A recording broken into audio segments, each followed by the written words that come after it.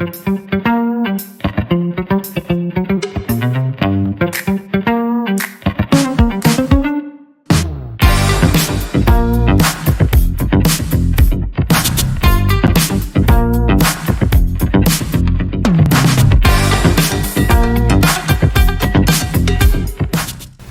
to the latest edition of our podcast here at the Louisiana Department of Treasury. I'm Communications Director Jeff Cruaire. I want to welcome our State Treasurer, Dr. John Fleming. Dr. Fleming. Jeff.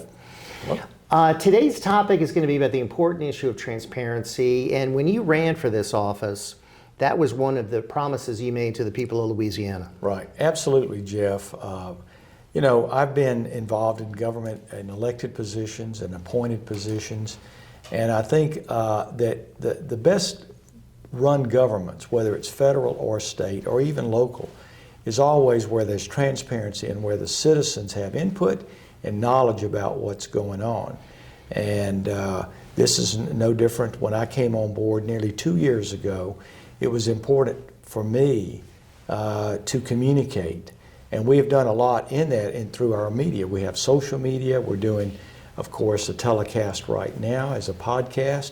So we want to make sure that everyone that's interested in the state finances and what the state is doing and what we're doing in Treasury, you know everything there is to know about what we're doing. And our bond commission meetings are televised. Yes, bond commission meetings are televised. And of course, we're always releasing information through publicly released things. Social media is very active.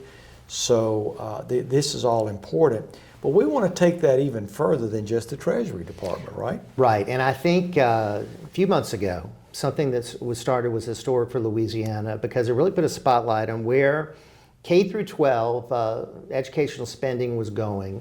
And a massive project was launched by our department. Right. And I commend you for what was done because it was a Herculean task, but it was completed. And now people really have an idea of where their money is going in the K through 12 level, and I think that is tremendous transparency. Right. Heretofore, nobody, unless you did some kind of deep dive with subpoena or something of that release of information, you couldn't find out much at all about our school systems, our public schools and our charter schools. Well, we went live on March 31st.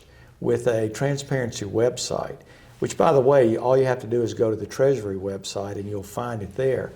And we have a very user-friendly website that we upload all the information from all the public and charter schools in the state. And in it, you can, again, it's in a very user-friendly way, you can see what each and every school does, what their administrative costs are, what are their contracts, who are the contracts with, what is their performance, what is the administrative cost versus teacher pay.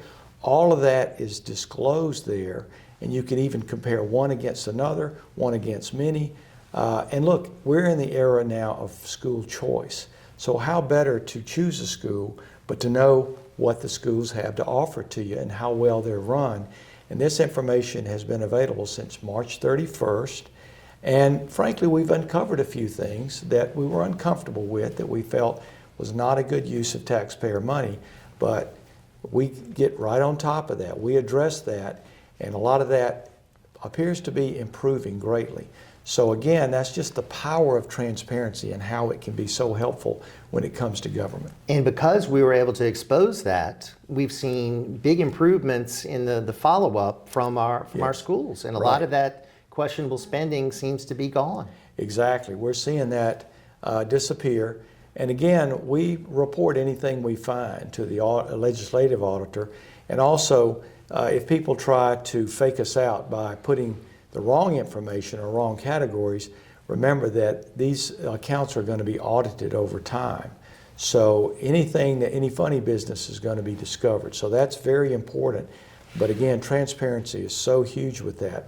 But we're involved in another project. I know, because transparency is something that this department is committed to. Absolutely. And tell us about these CEAs. What are CEAs, and why is it important to have transparency as far as this these expenditures? Well, CEA stands for Cooperative Endeavor Agreement. Now, what is that? When money is appropriated from the legislature, either to another government entity or to an NGO, a non-government entity, there has to be a contract, because we don't just simply turn the money over. There are certain obligations of that entity that receives the money. And so we put together, it's a standard form contract that goes along with what their type of need is and their type of funding. And so what we do is we get them to agree to certain conditions. They can't waste the money, and money has to be spent on what has been appropriated for by the legislature and signed by the governor. And so what's important there is now we have moved from spreadsheets and hidden behind the curtain to digitized, computerized, and it'll be available publicly. So you'll be able to see the details of these appropriations and these cooperative endeavor agreements. So we're in the process of developing that now. And it's also made it possible for us to do a better job to our customers, that is the people receiving this money, that we can get these processed much faster than we could before.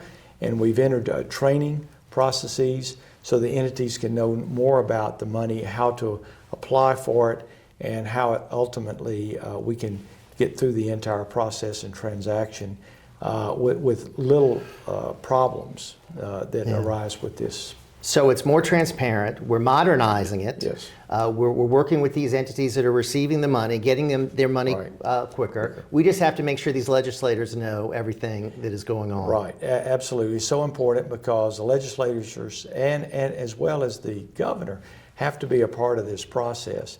But more importantly, the entities receiving the money and the citizens who are being served all need to be part of this process. That's what transparency in government is about.